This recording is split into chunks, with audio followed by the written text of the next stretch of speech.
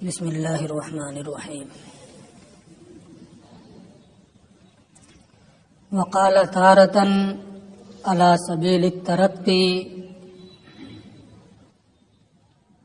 ان الفعل قسم من الامر.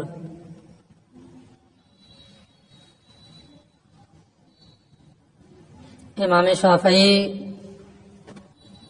رحمۃ اللہ تعالی علیہ کی ایک دلیل برسبیل تنزل اور اس کا جواب اس سے پہلے گزر چکا ہے.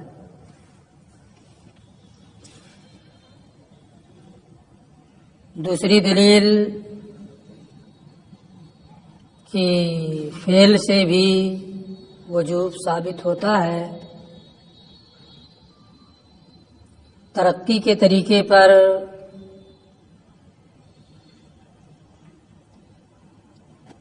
یہاں سے یہ ذکر کر رہے ہیں.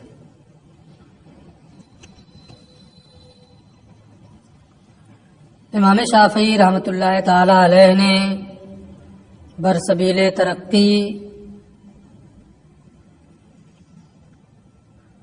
فعل سے وجوب کے ثابت ہونے کے سلسلے میں ایک بات یہ فرمائی ہے، ان الفعل قسم من الامر. اجمالاً اوپر یہ بھی گزر چکا ہے کہ فعل یہ امر کی قسم ہے، یعنی امر کی دو قسمیں ہیں، امر فعلی اور امر قولی. جس طریقے سے امر قولی سے وجوب کا ثبوت ہوتا ہے ایسے ہی امر فعلی کے ذریعے سے وجوب کا ثبوت ہوگا. دو قسمیں ہیں امر کی، امر فعل اور امر قول. اس کی دلیل یہاں اس کو بھی ذکر کریں گے، اسی ایک نئی چیز کا اضافہ ہے. ان الفعل قسم من الامر کہ فعل امر ہی کی قسم ہے.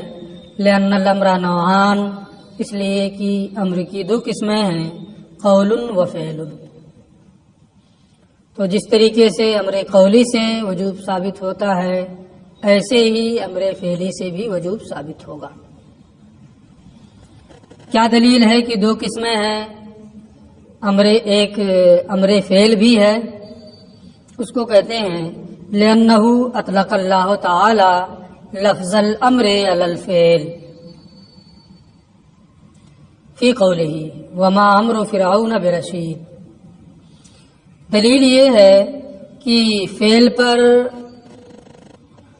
لفظ امر کا اطلاق اللہ کے اس ارشاد میں ہے وہ فعل، لیکن اس کی تعبیر امر سے کی گئی ہے، جس سے یہ معلوم ہوتا ہے کہ فعل بھی امر ہی کی قسم ہے. وہ ارشاد کیا ہے؟ وما امر فرعون برشید، فرعون کا فعل درست نہیں ہے.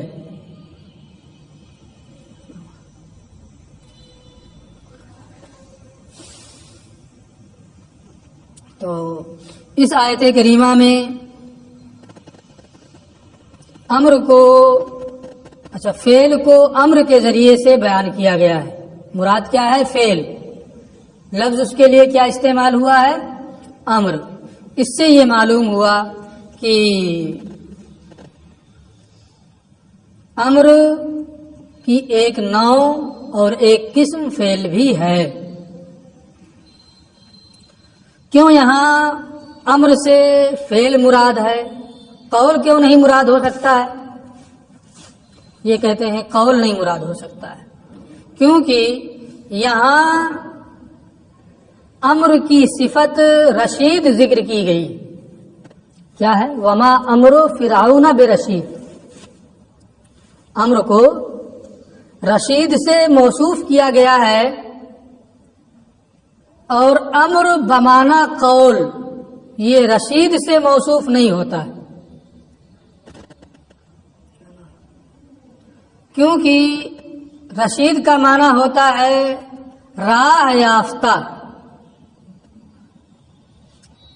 بلکہ امر بمانا فعل یہ رشید سے موصوف ہوتا ہے. امر بمانا قول یہ رشید سے موصوف نہیں ہوتا ہے، بلکہ جب امر قول کے معنی میں ہو تو اس وقت وہ سدید سے موصوف ہوتا ہے. درست ہونا، سدید کا معنی درست ہونا، ٹھیک ٹھاک ہونا، کردار و گفتار میں اچھا ہونا. تو یہ قرینہ بتا رہے ہیں کہ یہاں امر سے فعل کیوں مراد ہے. قرینہ یہ ہے کہ امر کو رشید کے ساتھ موصوف کیا گیا، اور امر سے جب قول مراد ہو تو اسے سدید سے موصوف کرتے ہیں. یہاں سدید سے اسے موصوف نہیں کیا گیا ہے بلکہ رشید سے موصوف کیا گیا ہے، جو اس بات کا قرینہ ہے کہ یہاں امر سے قول مراد نہیں ہے بلکہ فعل مراد ہے.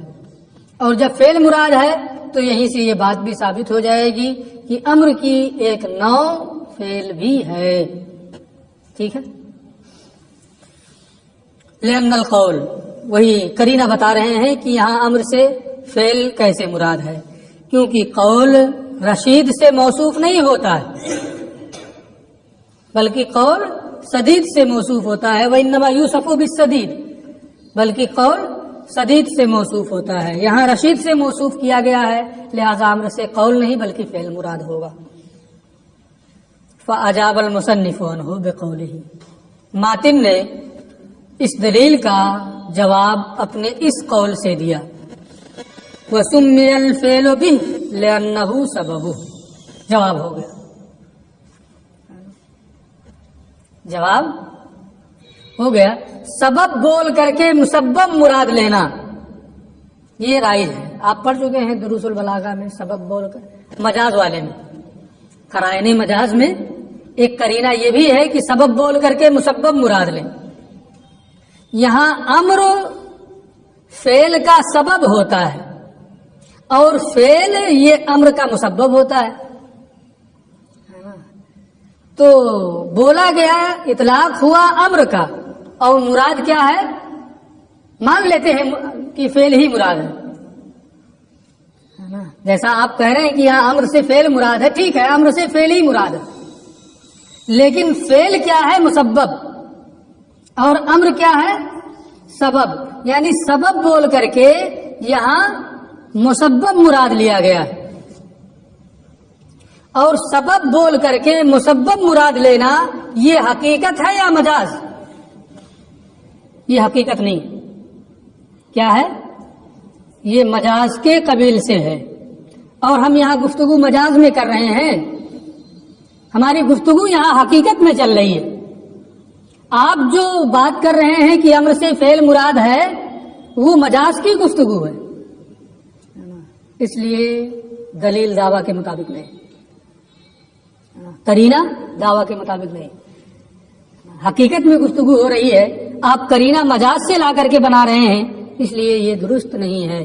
فاجابہ المصنف عنہ، مصنف نے اس کا یہ جواب دیا کہ یہاں فعل کو امر سے موسوم کیا گیا اس لیے کہ امر فعل کا سبب ہے. یعنی فعل کو لفظ امر سے کا نام دیا گیا کیونکہ امر یہ فعل کا سبب ہے. فیکون من باب المجاز، تو سبب بول کر کے مسبب مراد لیا گیا اور یہ مجاز کے قبیل سے ہو گیا. وَإِنَّمَا الْكَلَامُ فِي الْحَقِيقَةِ، یہاں گفتگو مجاز میں نہیں حقیقت میں چل رہی ہے، اس لیے یہ دلیل درست نہیں ہے. بات پوری ہو گئی. وَلَمَّا فَرَغَ عَنْ نَفْيِ التَّرَادُفِ قَصْدًا، تو اب کیا، اب تک جو بحث انہوں نے کی اس سے یہ ہوا کہ فعل اور امر دونوں مرادف نہیں ہیں کہ دونوں سے وجوب کا ثبوت ہو، ہے نا.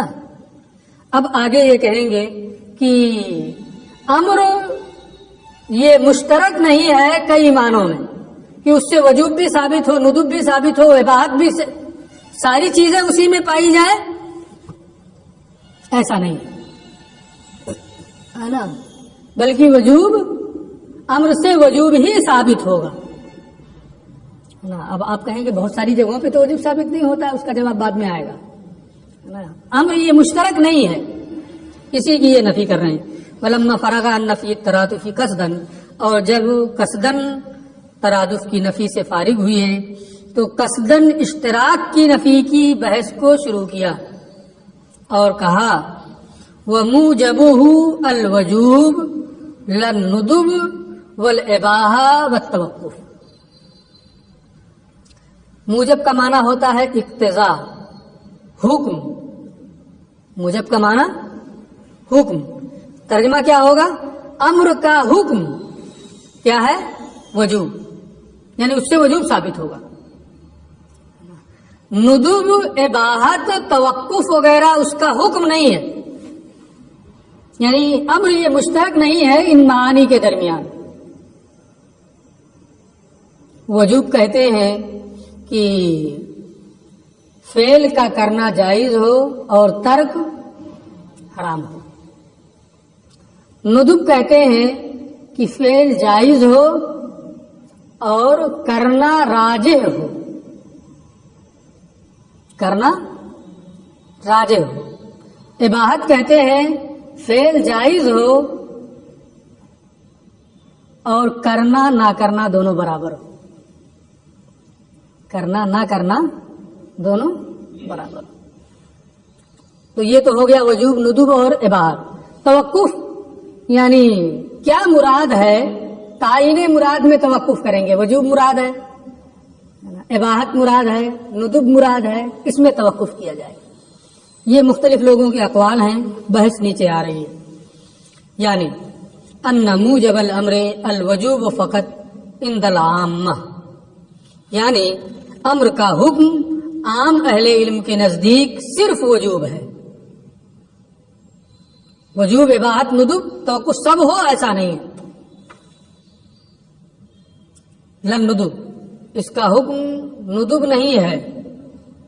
کما ذہب الیہ بعض، جیسے کہ بعض لوگ یعنی بعض معتزلہ نے یہ اختیار کیا ہے کہ امر ندب کے لیے آتا ہے نا،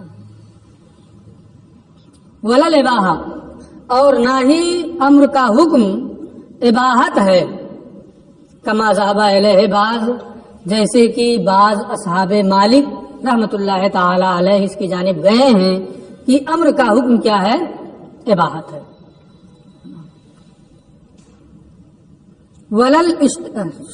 ولا توقف، اور نہ ہی امر کا حکم توقف ہے، جیسے کہ بعض اصحاب شافعی رحمت اللہ تعالی علیہ اس بات کی جانب گئے ہیں کہ امر کا حکم کیا ہے؟ توقف۔ ولل اشتراک و لفظاً، پہلے سے یہ بات سمجھ میں آ گئی کہ جب ندب بھی نہیں ہے، اباحت بھی نہیں ہے، توقف بھی نہیں ہے، کچھ بھی نہیں ہے، صرف وجوب ہے، اس کا مطلب کیا ہے کہ امر مشترک نہیں ہے نا۔ اس لیے ماتن نے اشتراک والی بحث کو نہیں چھیڑا ہے، کیونکہ اسی سے سب کچھ سمجھ میں آ گیا، لیکن یہ اشتراک کی بحث کو بھی چھیڑ رہے ہیں۔ پہلے آپ وہ اشتراک کا معنی سمجھ لیں، بار بار پڑھے ہیں نا، اصول الشاسی میں بھی پڑھے ہیں۔ اشتراک لفظی، اشتراک کی دو قسمیں ہیں، لفظی اور معنوی۔ اشتراک لفظی کہتے ہیں کہ ایک لفظ ابتداءً متعدد معنی میں سے ہر ایک کے لیے وضع کیا گیا ہو۔ کوئی لفظ ابتداءً متعدد معنی میں سے ہر ایک کے لیے وضع کیا گیا ہو۔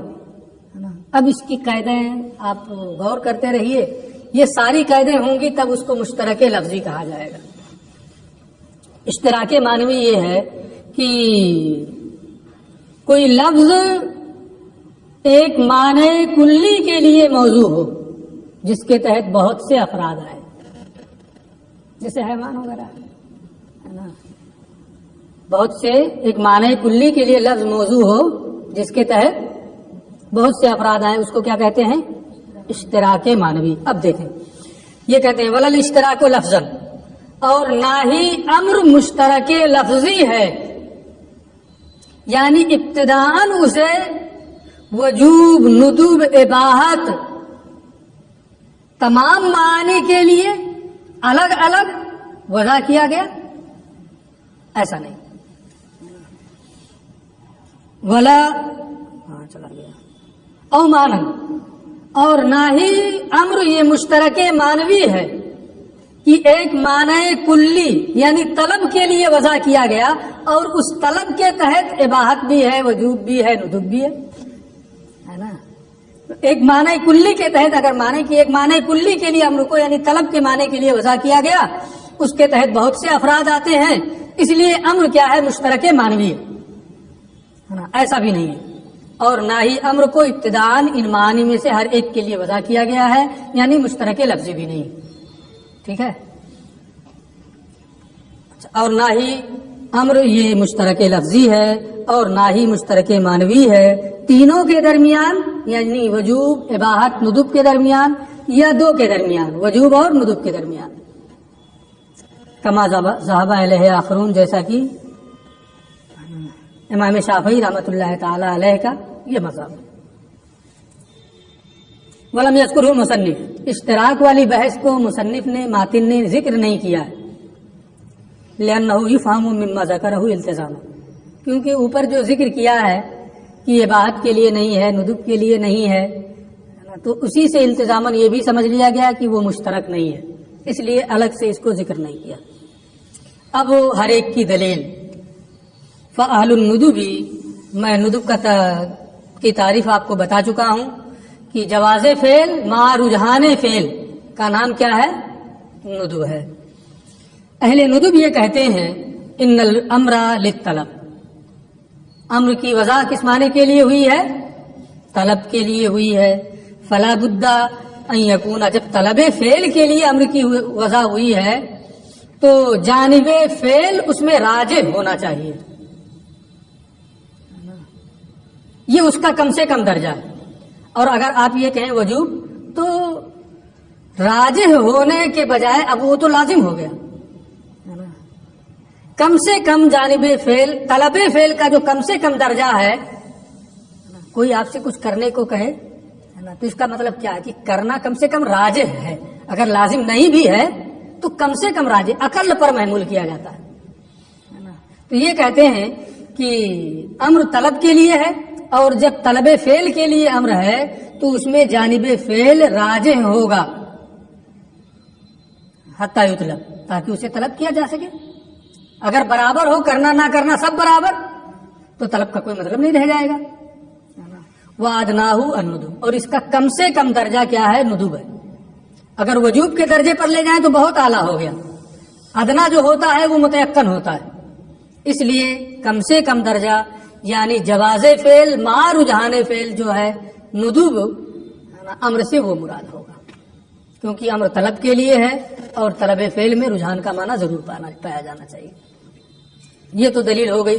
اچھا، وَهَذَا كَقَوْلِهِ، اور یہ ایسے ہی ہے جیسے اللہ ارشاد فرماتا ہے فَكَاتِبُوهُمْ إِنْ عَلِمْتُمْ فِيهِمْ خَيْرًا، کاتبو فعل امر ہے کہ نہیں؟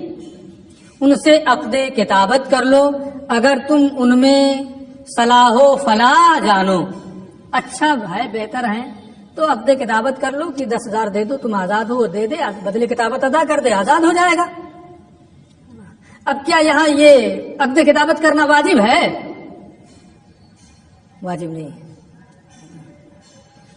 بلکہ جانب فعل راجح ہے نا، یعنی کر لو اگر ان میں صلاح و فلاح ہے، یہ تمہارے لیے بہتر ہے نا، خیر بھی کہا گیا ہے، یعنی جانب فعل کیا ہے؟ راجح ہے، اور جانب فعل ندب ہی میں راجح ہوتا ہے، لہذا اس آیت سے معلوم ہوا کہ امر ندب کے لیے ہوتا ہے، ٹھیک ہے۔ اچھا، یہ تو ہو گئی قائلین ندب کی دلیل۔ وَأَهْلُ الْإِبَاحَةِ يَقُولُونَ، اور مباح کہنے والے یہ دلیل دیتے ہیں ان مانت طلب، کسی سے کوئی چیز طلب کی جا رہی ہے نا، تو اس کا کم سے کم درجہ یہ ہے کہ اسے اس کام کے کرنے کی اجازت ہو، ہے نا۔ ہم آپ سے کہیں کچھ کام، کچھ بھی کہیں نا، کچھ حکم دیں، تو اس کا کم سے کم درجہ کیا ہے کہ آپ کے لیے ایسا کرنا جائز ہے، آپ کو اس کی اجازت ہے۔ اگر اجازت ہی نہ ہو آپ کو، پھر اس کام کے کرنے کی حکم دینے کا کیا مطلب؟ تو یہ کہتے ہیں کہ طلب کا معنی یہ ہے کہ ان یکون معذونن فی، کہ اس کام کے کرنے کی کم سے کم اسے اجازت ہو، ولا یکون حراما، اور وہ کام حرام نہ ہو، اور کام کے جائز ہونے کی کام کے جائز ہونے کا کم سے کم درجہ کیا ہے؟ اباحت ہے، لہذا امر سے اباحت کا معنی مراد لیا جائے گا۔ وہ ادنا ہو الاباحت، اور اس کا کم سے کم درجہ جواز فعل کا کم سے کم درجہ اباحت ہے، لہذا وہی مراد ہوگا۔ دلیل وہذا کا قول ہے، یہ ایسے ہی ہے جیسے اللہ نے ارشاد فرمایا فاصطادوا، جب احرام سے فارغ ہو جاؤ تو شکار کرو، حالت احرام میں شکار کرنا منع ہے، تو کیا شکار کرنا واجب ہے؟ نہیں کرے گا تو گنہگار ہوگا۔ کیا شکار کرنا راجح ہے نا؟ افضل ہے شکار کرنا۔ جواز فعل ما جواز تر تساوی ہے، اباحت ہے۔ یہاں امر ہے استادو، لیکن اباحت کے لیے، یہ اس بات کی دلیل ہے کہ امر اباحت کے لیے آتا ہے، ٹھیک ہے۔ والمتوقفون یقولون، اور توقف کرنے والے حضرات یہ کہتے ہیں کہ امر کا استعمال آپ نے دروس البلاغہ میں پڑھا ہے، 16 معنی کے لیے اس کا استعمال ہوتا ہے، تحدید، تعجیز، دنیا بھر کے معنی ہے نا، 16 معنی۔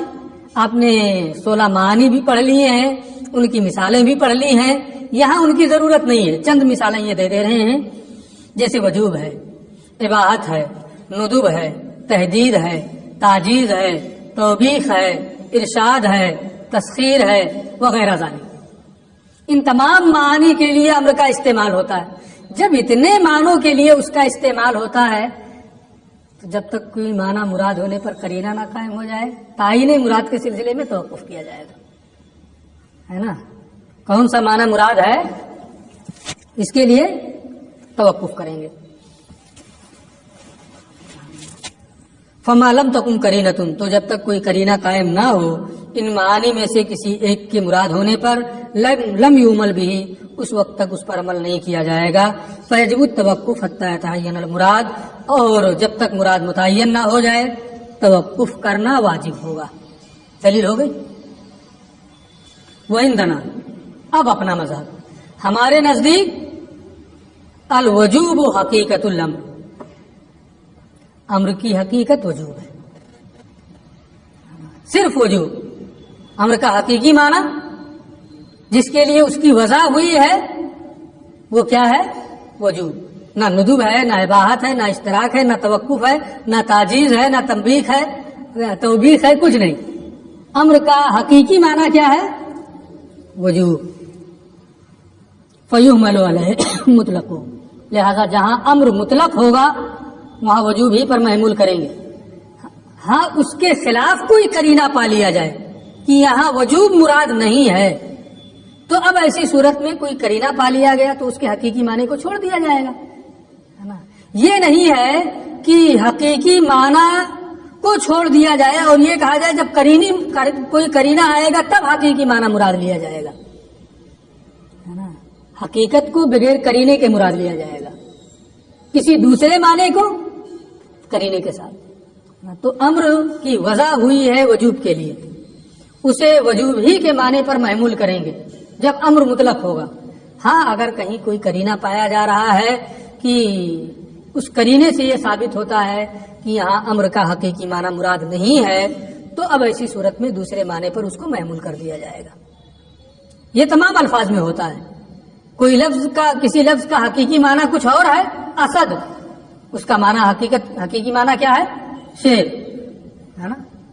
آپ کہتے زید اسد، زید شیر ہے، تو اس کا حقیقی معنی تو مراد اس سے شیر ہی ہوتا ہے نا۔ لیکن جب کوئی قرینہ ایسا پا لیا جائے جو اس کے حقیقی معنی کے مراد لینے سے مانے ہو، تو اب ایسی صورت میں یہ کہا جاتا ہے کہ یہاں مجازی معنی مراد ہے، دوسرا معنی مراد ہے۔ یہی حال امر کا بھی ہے کہ جب کوئی قرینہ امر وجوب کے خلاف پایا جائے گا تو وجوب کے علاوہ پر محمول کریں گے، ورنہ اس کا حقیقی معنی جو ہے کیا نام وجوب، وہی مراد لیا جائے گا۔ وَإِذَا قَامَتْ قَرِينَتُهُ، اور جب اس کے خلاف کا قرینہ پا لیا جائے، وجوب کے خلاف کا، یحمل علیہ علی حسب المقام، تو مقام جس بات کا تقاضا کرے گا، ندب کا تقاضا کر رہا ہے، ندب کا قرینہ ہے تو ندب پر محمول کریں گے، اباحت کا تقاضا کر رہا ہے اباحت پر محمول کریں گے، تنجیز، توبیخ، تسخیر، تحدید، دوسرے اور تمام معانی ہیں، اگر ان پر قرینہ قائم ہے تو اس پر محمول کریں گے، لیکن اگر کوئی قرینہ نہیں ہے، مطلق ہے، تو اس سے کون سا معنی مراد لیں گے؟ وجوب۔ اچھا، سواء کان بعد الحظر او قبل، امر ممانعت کے بعد ہو یا ممانعت سے پہلے ہو، باہر صورت اس کا حقیقی معنی وجوب ہے، ہمارے نزدیک اسے وجوب ہی پر محمول کریں گے، چاہے ممانعت کے بعد ہو یا ممانعت سے پہلے ہو، صیغہ امر ہے تو کوئی صورت ہو اسے وجوب پر محمول کریں گے، ہاں کوئی قرینہ پایا جائے تو دوسرے معنی پر محمول کریں گے، اس کے بغیر نہیں۔ اصل میں یہ بھی ایک تفصیل کا جواب ہے، نیچے وہ آ رہی متعلق بقولہ، یہ ماتن کے قول موجبہ الوجوب سے متعلق ہے، یعنی امر کا حکم وجوب ہے، خواہ ممانعت کے پہلے ہو یا ممانعت کے بعد ہو۔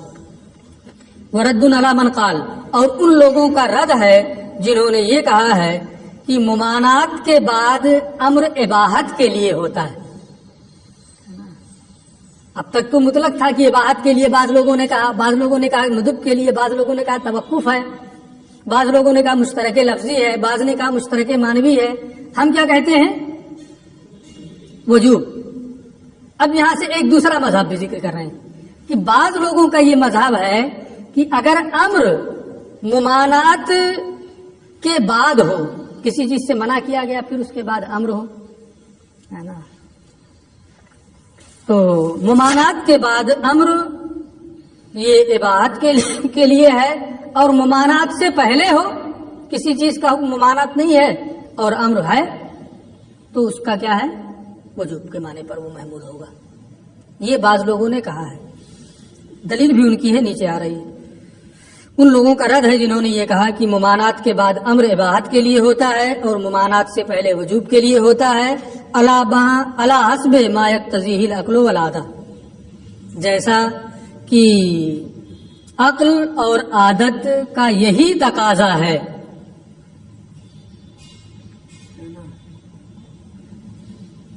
قولہ تعالیٰ، اب یہ ارشاد اللہ کے ارشاد سے دلیل دے رہے ہیں، جیسے اللہ کا ارشاد وَإِذَا حَلَلْتُمْ فَاصْطَادُوا، جب احرام سے فارغ ہو جاؤ تو شکار کرو۔ یہ ممانعت سے پہلے استادو ہے یا ممانعت کے بعد؟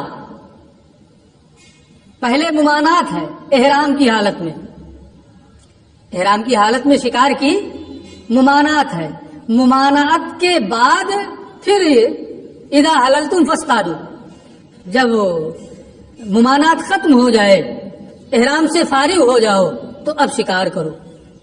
یہ ممانعت کے بعد ہے، لہذا اباحت کے معنی پر ہوگا، یہ ان قائلین نے دلیل دی۔ اور اگر ممانعت سے پہلے ہو، ممانعت ہی نہ ہو تو وہ وجوب کے معنی پہ ہوگا۔